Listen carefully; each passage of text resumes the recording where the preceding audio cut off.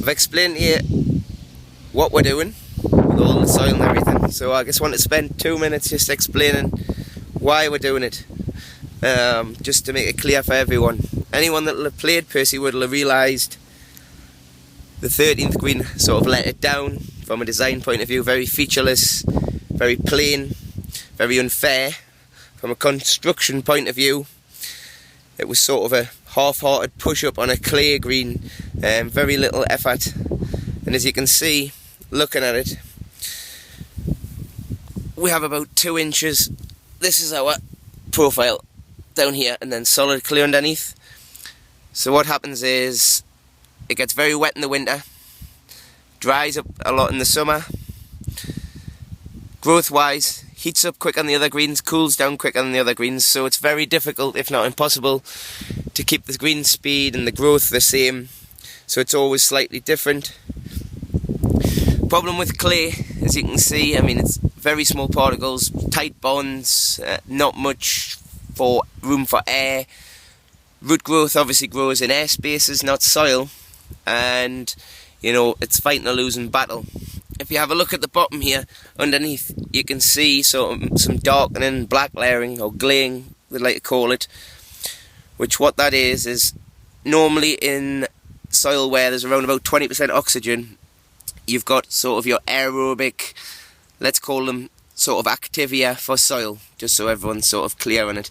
And what they do is, they've got all the processes and everything, so they can sort of extract all your nutrients and goodness out of the soil, keeping everything healthy. In an anaerobic conditions, you've got the same sort of bad bacteria, activia we'll call it again, which basically uses chemical processes to do the same thing. So what happens is, your oblique sort of aerobic activia sort of dies off, and they use chemical processes to do this. General processes like denitrification, and you tend to get the main things you can see, which is the blackening, which is sort of the iron. You've got the smell, and what happens is it generally decays down, and poor health, thatch build up because there's nothing going on there, and it just sort of goes downhill very quickly. If we have a quick look along here, what we've been trying to do the last few years is we've been incorporating a zeolite into the clay base. As you can see, we use big inch tines, basically just put them down, the pure zeolite with nothing else, just to try and get some air and water movement on this green.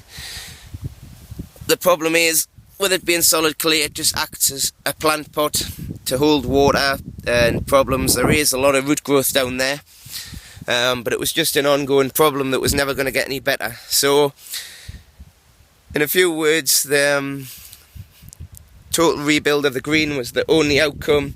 The way Percywood's moving forward, as I say, it'll be a great improvement to the golf course. Some more features, a lot easier to maintain. Great improvement for the course.